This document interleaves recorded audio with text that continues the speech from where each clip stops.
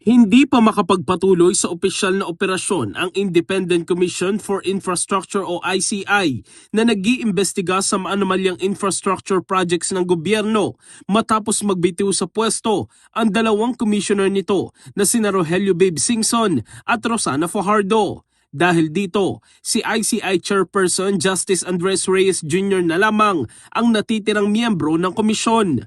Batay sa Executive Order No. 94, kinakailangan ang mayorya o quorum ng mga miyembro upang makapagsagawa ng opisyal na aksyon ng ICI. Sa kasalukuyan, wala itong quorum kaya pansamantalang nakahintong operasyon ng komisyon.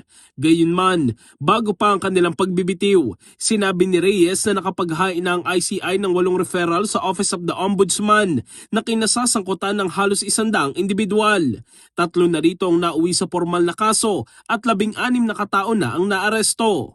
Nakatulong din umano ang komisyon sa pagbawi ng umano'y bilyong pisong pondo sa tulong ng Anti-Money Laundering Council at iba pang ahensya ng gobyerno. Sa ngayon, mahigit 20 billion pesos na ang na-freeze na mga asset na may kaugnayan sa mga iniimbestigahang proyekto. Bukod dito, nagbigay rin ng ICI ng mga rekomendasyon upang maiwasan ang katiwalian sa mga infrastructure projects, kabilang ang mas malinaw na proseso sa pagbabudget, mas mahigpit na pagbabantay sa mga kontrata at mas matibay na koordinasyon ng mga ahensya ng pamahalaan.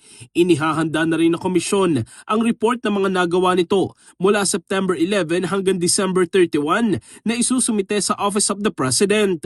Samantala, tiniyak ng ICI na maayos at ligtas ang pinangangalagaan ang lahat ng record at ebidensyang hawak nito habang suspindido ang kanilang operasyon.